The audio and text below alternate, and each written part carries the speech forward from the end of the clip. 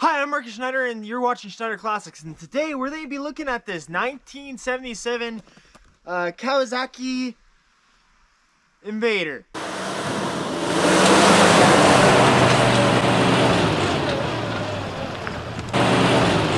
So we've had quite a few snow machines on the channel so far. We've had the Snowjet, we've had the Polaris Star Track, we've had the Arctic Cat Panthers. Now we have a Kawasaki. Obviously I normally work way more on trucks and cars, but because she's winter, I've been dealing with a lot with sleds. So I got this puppy today. This guy we traded, I'm gonna show a picture on up. I traded my 1974 and my 1976 Panther Arctic Cats. If you guys want to see the video on the 1974 Arctic Cat, I'll leave that in the description below. But today, guy come picked up those and he dropped this off for me. So this sled is already kind of fun. If I pop the hood here, not take off the windshield, it needs some love. I need to drill out holes and tie ribbon on the bottom of that to secure that. This windshield's been mended before. That's fine. Open her up. And as you can see, it is, I don't know if you can see, I'll grab the camera here.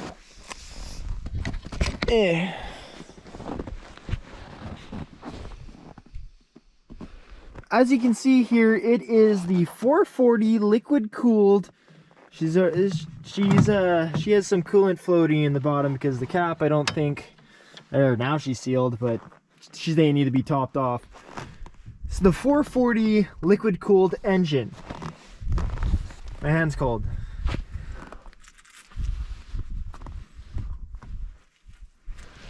She is complete with big old toolbox. This is actually something I already love. Oh look, it has goodies in there. Pull cord, couple screwdrivers. Oh my god, an old-fashioned. Comment it down in the description below if you know what this is used for. I know what it's used for, but if you know, I'm laughing. That is, I can't believe that's in there. It's just tape. I can't tell. It looks like it's supposed to be tape. Spark plug tool. Few goodies here and there. Awesome. Let's close that back up. We got our windshield assembly. I'll show you how that works in a sec. But you can tell, so the liquid cool runs through both these heads. And I'm not a huge fan of liquid cooled systems because it's one more thing you got to watch for. And they can overheat. But they are fun if they run right. So we got a dual carb setup here. Because it goes to 2 heads to make 440. Big old exhaust system. And she's a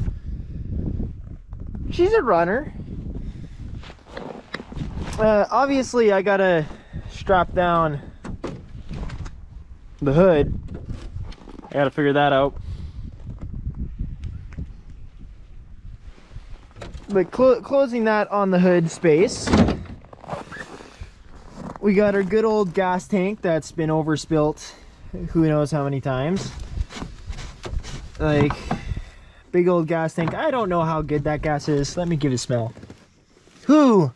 It's not horrible. There's some old gas in there.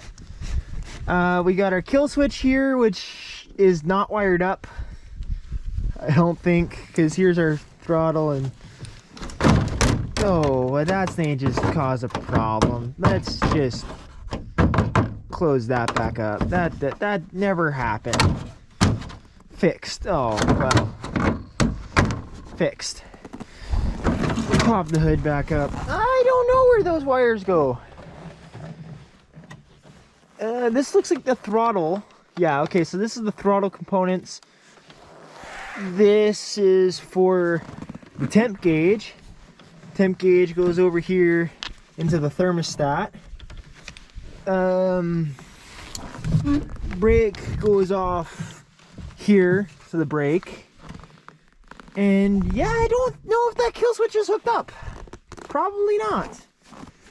Which is, I don't hear any clicking, so she might not work. Whatever. And we have our headlight switch. She came with the old ignition terminator, and she clicks. Has a primer.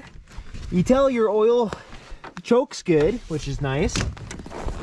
This is how you tell your fuel. I'm not a fan of these fuel gauges. I have one on the Polaris. I didn't install it because I hate them. This is how full you tell your tank is. So the tank's sitting right there. It's right here. It has a hose that goes up the bottom. We got a toolbox back here with some chicken wire. Oh, what is this? Gas line antifreeze. I pretty much find that in every sled I get. I have no idea if the rear light works. One of the handlebars is broken. Oh, both handlebars are broken. Okay, so both handlebars are broken. She's got an old plate. When was she last registered? 94. Well, I'd be damned. 94. That was 25 years ago. So, give or take, she's been on the trails 25 years. No, I don't know if any of this stuff means anything. I know that'll be the serial number I need, but I don't know if that means anything. But yeah, it's a Kawasaki. You can see 400 Invader right there. This window could probably be cleaned up, maybe. We'll see. So the old headlight here, she works by just push, click, headlight, and then you push down each side. Oh, she's frozen. Okay, well, you don't push down it, but you can put, when you have two hands, you can push down on either side and close her. So, because I'm not stupid, I'm not gonna give two sleds away for one. I did get parts on this deal, and I am thinking we might swap over to the blue headlight lamp that doesn't have any hookup mechanism, but whatever, because I like the blue, and blue on blue is really awesome, but I might not. It's for parts. Has good clutches. The engine's not there. There's half an engine there, a block. The rad. Cooler system, a spare rad, which is awesome to have. A whole nother engine. Oil tank, a bunch of extra carbs and cables and everything. As well as, if I go over here, a gear case, which...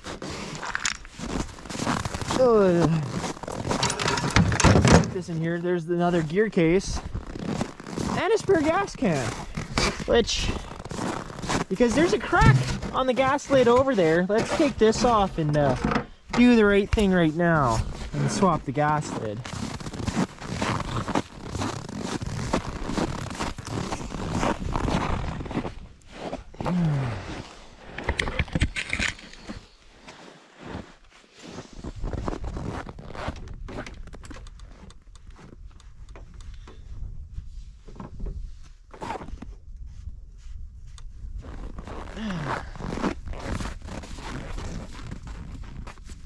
Alright, turn the key.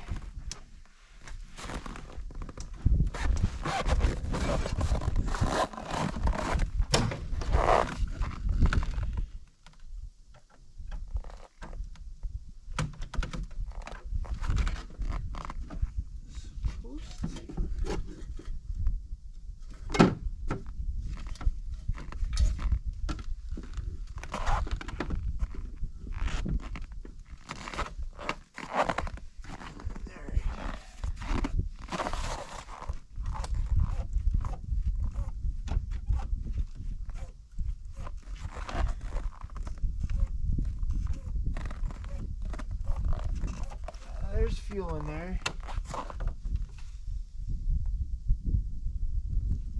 Alright. How much coolant does it have? Oh, a little. Not a lot.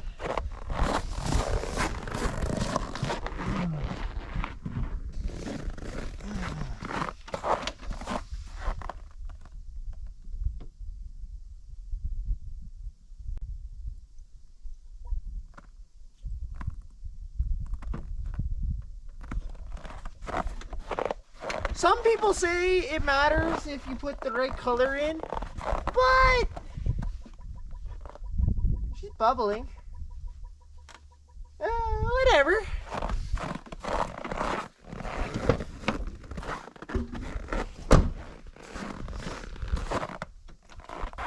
Okay, so she drank most of that, so we'll see. If not, I can bleed the system later. Oh, how do you go on, you filthy old cap?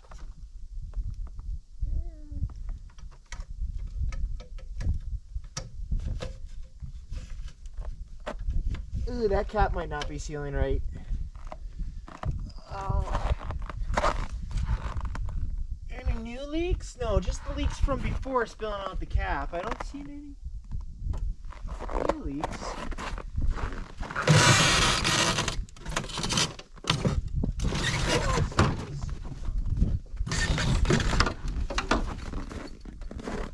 Skis aren't half bad. Steering's a little stiff, I think. Track's not half bad.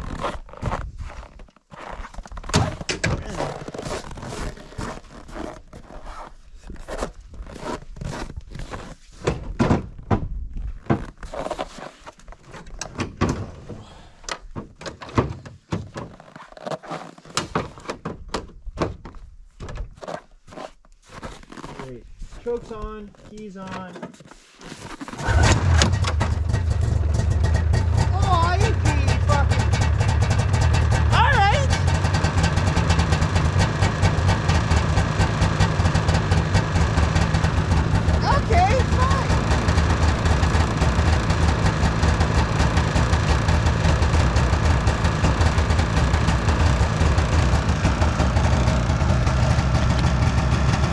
Check back brake. Yeah, she's got back brake.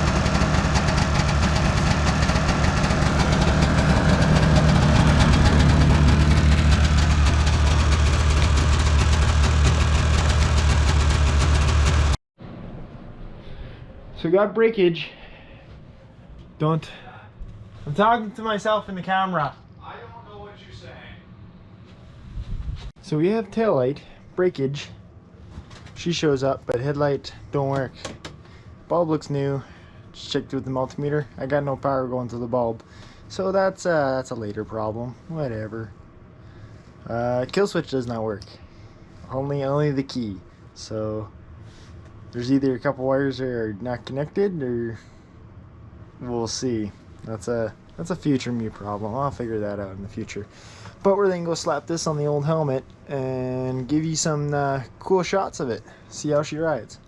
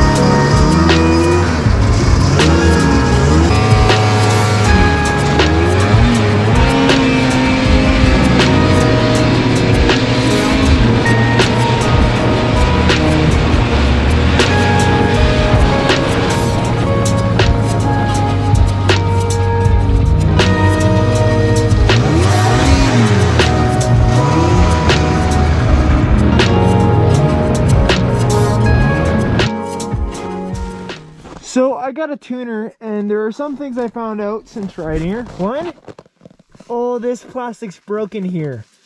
That's fine because it's reinforced with a rail inside the hood. This is all plastic anyways. Kind of sucks, but I can live with it.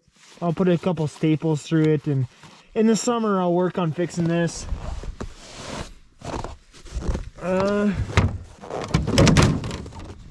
Oh, I gotta fix that.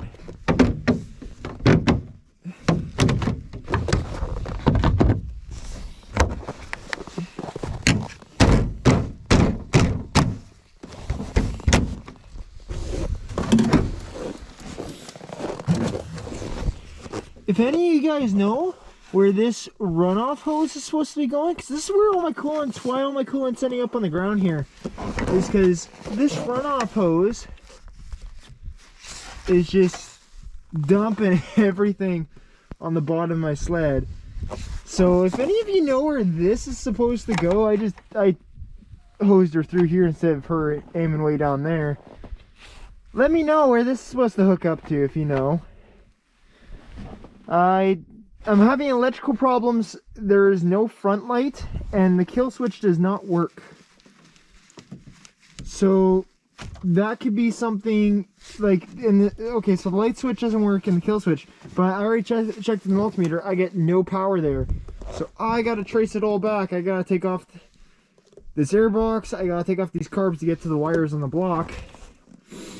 So that's a deal. That's a whole project in its own. There's a lot of wires there. I don't know what those do. If any of you have information on this sled, please let me know, because, oh, stupid windshield again. I gotta fix that. I can fix that easy. The bodywork, no, I didn't know about that, about the bodywork before. But in summertime, I can take the ski off. I can put fiberglass around it and fix it. It's not that big of a deal. Kind of sucks I didn't know about it before. All I gotta do is strap down on the seat or something, because the seat keeps wanting to fly up at me. If anyone knows where to get these handles, let me know down in the description below, because that'd be helpful. Got another plate for the collection. 95, so this is last played with in 95. She's a pretty good sled. She runs really good. I can't time it because I went out on the waterway that's right beside my house. I maxed her out to a full 100 miles per hour. I don't know what the top speed on this is. but she bogged down after. I went around going like maxing it out a couple times, and then she didn't want to pick back up. She just bogged down. So now I'm wondering what that is. If I blew something on her, I'll have to see. Man, this fuel tank leaks like a bitch. Like the key. But she's parked right behind the Polaris now. It's a pretty nice looking machine. So I know this was a less of a mechanical type of video and more of, hey look, I got a new toy. I didn't really have to do anything. I didn't really have to do anything to this sled to get her running. All I had to do was start her up. There's a few issues here and there, like some body work that needs to be done. Wiring, obviously. A couple of that stuff, which is, I hate doing that, but I can do it, whatever. Overall, I think a pretty good purchase, and they love this sled. My steering's a bit stiff when she's stationary. When she's going, she's pretty good on steering. So she's a bit of a big kid machine for sure. The little Polaris is good for someone smaller. This is meant for someone a bit bigger.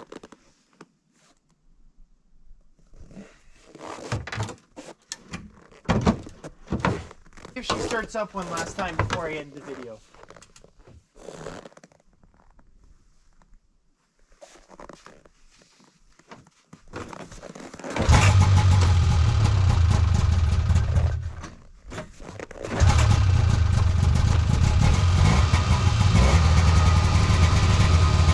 No problem.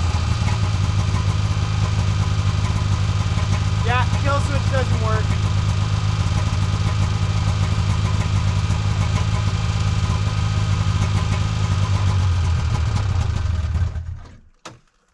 She needs some fuel next time she goes out. Yeah, pretty awesome. So, a little rough around the edges, I'll fix her up. That's no problem. I hope you guys enjoyed this episode of Schneider Classics. I hope to see you guys in the next episode. Because we're probably going to do a little bit of work on here. I got to figure out the wiring on this. Let me know what sleds you love. And if you know anything about this old sled, let me know down in the description below. Down in the comments below. Thank you for watching Schneider Classics. See you next time.